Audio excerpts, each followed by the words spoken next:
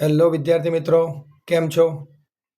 આજે આપણે વાત કરીશું ગુજરાતીની કવિતા પોયમ 4 જીવન અંજલિ થાજો, જેને લખ્યું છે કરસનદાસ નરસિંહભાઈ માણેકે. જેનો જન્મ થયો હતો 28/11/1901 અને મૃત્યુ થયું હતું 18/1/1978.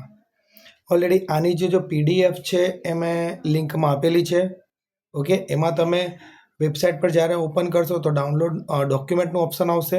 વેબસાઇટ ઓપન થશે ત્યારે ડોક્યુમેન્ટમાં ક્લિક કરજો અને એમાં તમારા સ્ટાન્ડર્ડ ચૂઝ કરજો અને એમાં તમને આખી આની લિંક મળી જશે. ઓકે ગાઈસ, તો સ્ટાર્ટ કરીશું વિડીયોને. જીવન અંજલિ થાજો. સ્વાધ્યાય: નીચેના પ્રશ્નો સાથે આપેલા વિકલ્પોમાંથી સાચો વિકલ્પ પસંદ કરી ખરાની નિશાની કરો. તો કવિ પોતાના જીવનને કેવું બનાવવા માંગે છે? પરોપકારી. નેક્સ્ટ, કવિ કયો દીપક કદી ન ઓલવાય એમ ઈચ્છે છે? શ્રદ્ધાનો દીપક. કયો દીપક? શ્રદ્ધાનો દીપક કવિનો ક્યારેય ઓલવાય નહીં. નીચેના પ્રશ્નોના એક વાક્યમાં ઉત્તર લખો. કવિ ભૂખ્યા અને તરસ્યા માટે શું બનવા ઈચ્છે છે? કવિ ભૂખ્યા માટે ભોજન અને તરસ્યા માટે જળ બનાવવાનું ઈચ્છે છે. કવિ દરેક સ્પંદને શું ઈચ્છે છે? કવિ દરેક સ્પંદને ઈશ્વરનું નામ રટવાનું ઈચ્છે છે. પ્રશ્ન 3, નીચેના પ્રશ્નોના 2-3 વાક્યમાં ઉત્તર લખો. કવિ ક્યાં ચાલવાનું કહે છે? શા માટે?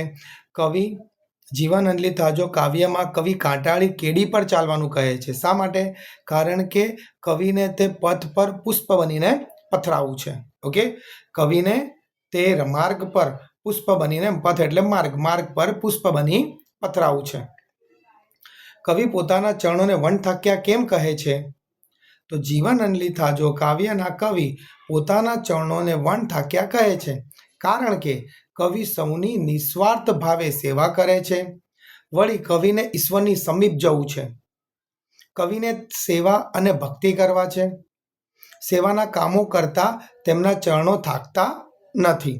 ઓકે, નેક્સ્ટ પ્રશ્ન 4, નીચેના પ્રશ્નોના સવિસ્તાર ઉત્તર લખો. જીવન અંજલિ થાજો સુંદર પ્રાર્થના કાવ્ય છે. પહેલા પ્રશ્ન વાંચી લે. જીવન અંજલિ થાજો શીર્ષકની યથાર્થતા ચર્ચો. તો જીવન અંજલિ થાજો એક સુંદર પ્રાર્થના કાવ્ય છે. આ કાવ્યમાં કવિ પોતાનું જીવન અન્યને માટે ઉપયોગી બને, અંજલિ રૂપ બને તેવી ભાવના વ્યક્ત કરે છે. કવિ કોઈની મહેચ્છા નથી.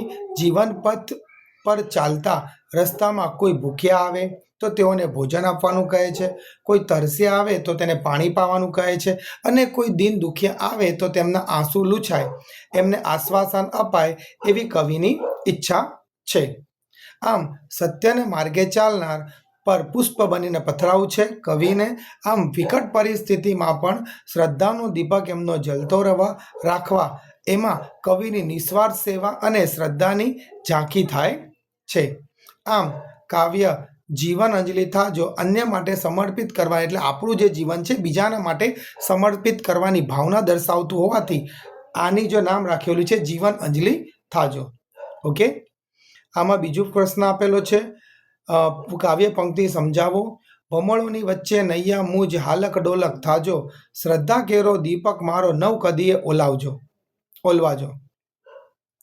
સમુદ્રમાં નાવ સફર કરતી હોય ત્યારે પાણીમાં ઘણા વલયો ઉત્પન્ન થતા હોય છે.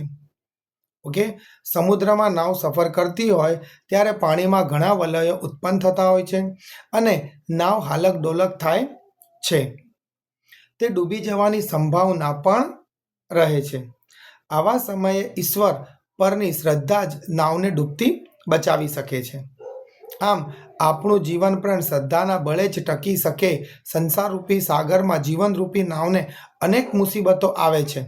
આમ કવિ કહે છે કે આવા સમયે મારો શ્રદ્ધારૂપી દીપક કદીએ ન ઓલવાય.